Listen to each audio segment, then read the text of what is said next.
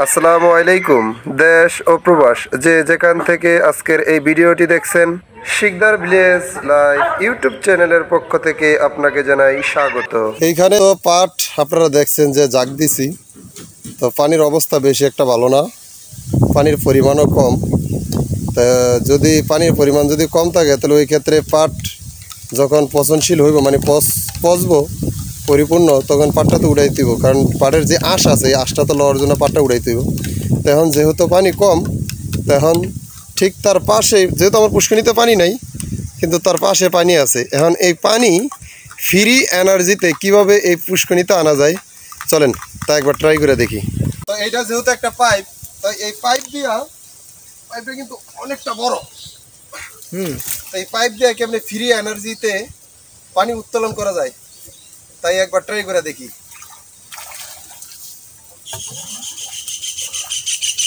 তো এটাতে পানিতে ভরার পরে আমি এখন এটার মুখটা পলিথিনটা বন্ধ করে নিব, যাতে করে এটার ভিতর কোনো অক্সিজেন ঢুকতে না পারে।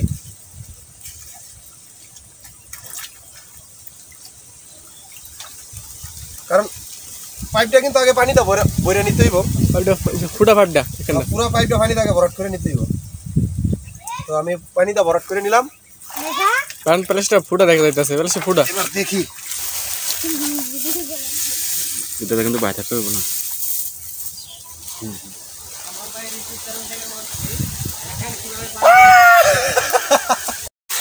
এই হলো আমার ফ্রি এনার্জি পানির পাম্প।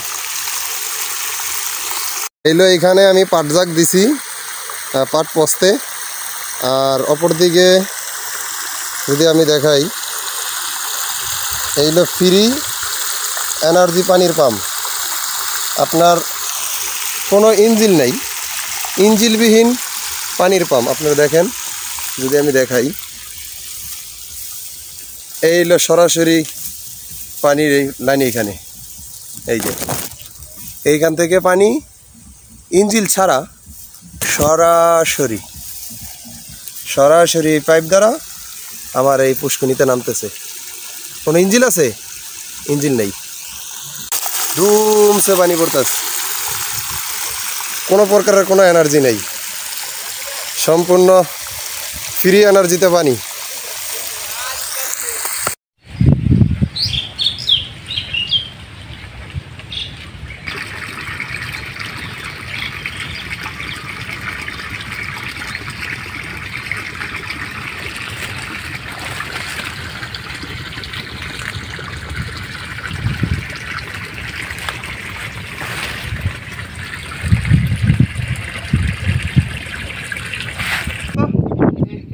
বারো দিন পানির নিচে রাখার পরে আজকে ওই পাট পুনরায় উঠাইতেছি। এখন 12 দিন পরে মনে হইতেছে পাটের যে আঁশটা আছে, আঁশটা মনে হয় যে পরিপূর্ণ হয়েছে।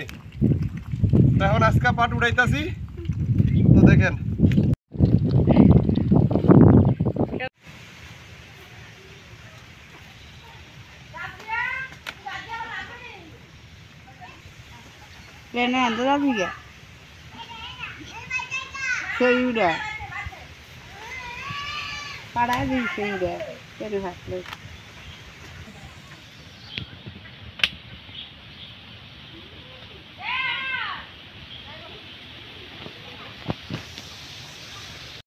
বহির্বিশ্বে যেটা সোনালী আঁশ নামে পরিচিত, বাংলার বিখ্যাত সোনালী আঁশ। তো পাট উড়ানোর পরে পাটের ভিতর যে আঁশ, যেটা বহির্বিশ্বে সোনালী আঁশ নামে পরিচিত, আঁশ ছাড়ানোর পরে এখন আর কি আঁশ ধোয়ার প্রসেসিং চলতেছে।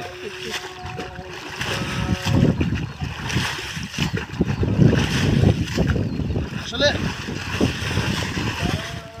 আঁশটা যদি ভালোভাবে না ধুই তাহলে আঁশের ভিতরে একটা ভিজলা একটা তরল থেকে থাকে, তাহলে আঁশের যে গুণগত যে মান আছে, পাটের যে গুণগত মানটা নষ্ট হয়ে যায়, পাটটা ডিসকালার হয়ে যায়। আর যদি কালারটা সুন্দর থাকে তাহলে ওই ক্ষেত্রে ওইটা বাজারে ডিমান্ডও বেশি থাকে।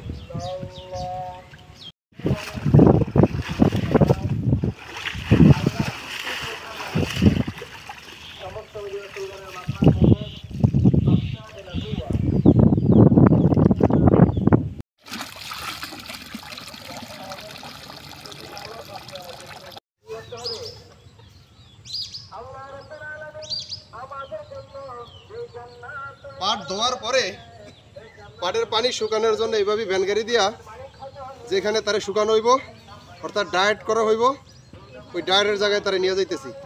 এখন ওই পাট ভ্যান গাড়িতে উড়াইতেছি তার গন্তব্যস্থানে নেওয়ার জন্য।